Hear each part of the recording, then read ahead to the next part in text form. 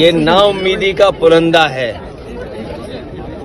और शुक्र तो इस बात का है कि इंसान इसमें भी जिंदा है इस समय। अशोक भाई को ऊपर करना भाई। जो सवाल पहले थे, महंगाई, बेरोजगारी और जो सपने दिखाए गए थे बड़े बड़े, अगर हम यूपी का ही देख लें तो निवेश की हालत क्या रही होगी। और जो बातें आंकड़ों के हिसाब से बड़ी बड़ी कही जाती हैं, जो इनके प्रोजेक्ट चल रहे होंगे, वो प्रोजेक्ट कोई समय पर पूरा नहीं हुआ है इनका।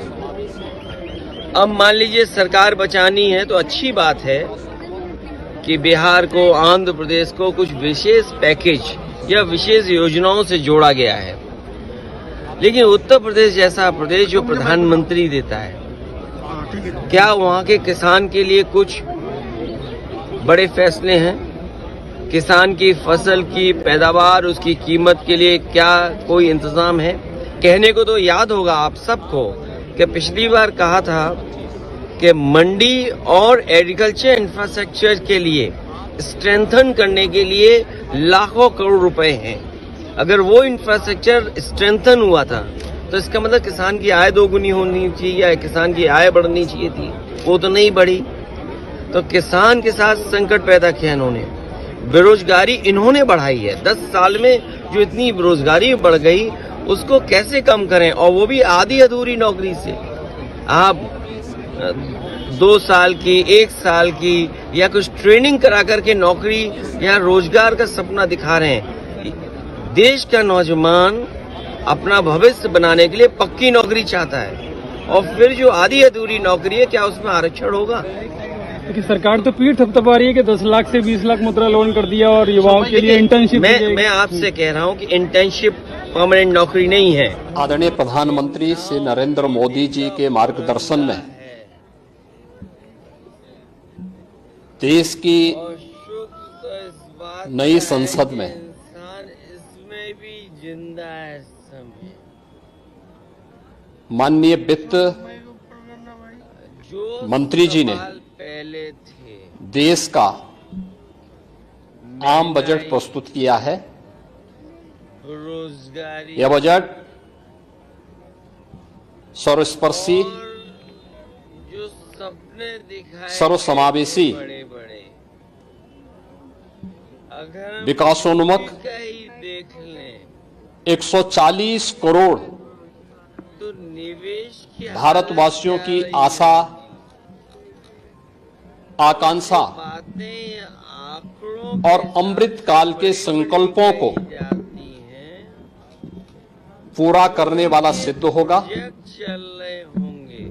आम बजट 2024-25 प्रोजेक्ट कोई समय पर पूरा नहीं हुआ है इनका। आत्मनिर्भर एवं विकसित भारत अब मान लीजिए के निर्माण का एक आर्थिक दस्तावेज है। तो अच्छी बात है। इस आम बजट में बिहार को, आंध्र अंत्योदय की पावन भावना, पैकेज या विशेष विकास की असीम संभावना और नवोन्मेष की नवदृष्टि है। जो प्रधानमंत्री देता है, इस आम बजट में क्या वहाँ के किसान, अन्नदाता किसानों की समृद्धि के लिए बड़े 1,52,000 करोड़ रुपए किसान की फसल, कृषि और सहायक सेक्टर के लिए, उसकी कीमत के लिए क्या, महिला सशक्तिकरण के लिए कहने को तो 3 लाख आप सब करोड़ रुपए से अधिक का पिछली बार प्रावधान किया गया है।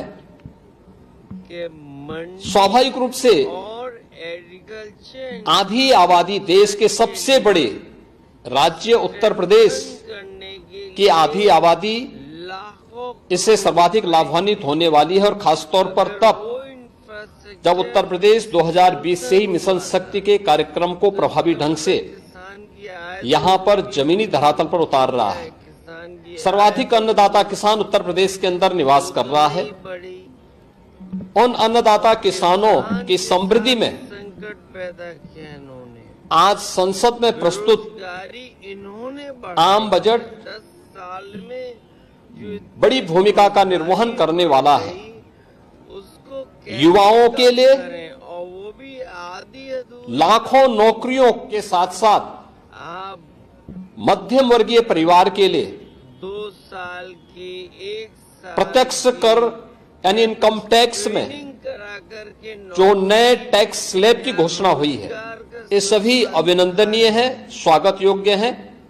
देश का नौजवान इस अपना भविष्य पूरे बजट को अगर मैं कह सकता हूं नौकरी चाहता है, कि यह बजट और फिर जो आगे भारत को $5 ट्रिलियन की इकोनॉमी अक्षर होगा, में बदलने के संकल्प के साथ ही 10 लाख से 20 लाख मुद्रा लोन दुनिया के ग्रोथ इंजन के रूप में भारत की भूमिका को और विकसित भारत की संकल्पना को साकार करने का एक आर्थिक दस्तावेज के रूप में यह देश की संसद में प्रस्तुत किया गया है। जिंदा है समय। इस अशोक माइक ऊपर करना भाई। जो सवाल 140 करोड़ जनता जनार्दन के लिए समर्पित महंगाई, उनकी आशा, उनकी आकांक्षा और अमृत काल के संकल्पों को पूरा करने वाले इस बजट के लिए जो मैं आदरणीय प्रधानमंत्री जी के प्रति बड़े बड़े, आभार व्यक्त करता हूं। अगर हम माननीय यूपी का ही केंद्रीय वित्त मंत्री माननीय श्रीमती निर्मला सीतारमण जी को हालत क्या और उनकी पूरी टीम का मैं अभिनंदन करता हूं। और जो बातें आंकड़ों के हिसाब से बड़ी बड़ी कही, देखिए, मध्यम वर्गीय परिवार में टैक्स के बारे में सबसे बड़ी छूट आज उपलब्ध हुई है और ये लंबे वर्ष समय से ये मांग चली आ रही थी। 3 लाख तक के प्रत्यक्ष कर यानी इनकम टैक्स में कोई भी टैक्स नहीं लगेगा। इसके साथ साथ अन्य जो स्लैब भी दिए गए हैं वे काफी राहत भरे हैं। कि बिहार को अलग अलग सेक्टर के लिए विशेष जो प्रावधान किए गए हैं, गांव के लिए, गरीब के लिए, किसान के लिए, नौजवान के लिए, एमएसएमई सेक्टर के लिए, उत्तर प्रदेश ये लाखों नौकरियों को प्रधानमंत्री क्रिएट इससे होगा। इंडस्ट्री के लिए जो प्रावधान किए गए हैं, क्या हुआ? मुझे लगता है ये सभी स्वागत योग्य हैं और नौजवानों के लिए, समाज के हर तबके के लिए, महिला सशक्तिकरण के लिए, अन्नदाता किसानों के लिए, सभी तबके के लिए जो कुछ भी प्रावधान इसमें किया गया है, मैं कह सकता हूं कि यह राम राज्य की अवधारणा को साकार करने वाला नाम है, एक सर्वस्पर्शी, याद होगा सर्वसमावेशी और विकासोन्मुख बार कहा था बजट के रूप में कि यह मंडी मोदी 3 का यह पहला बजट जाना जाएगा।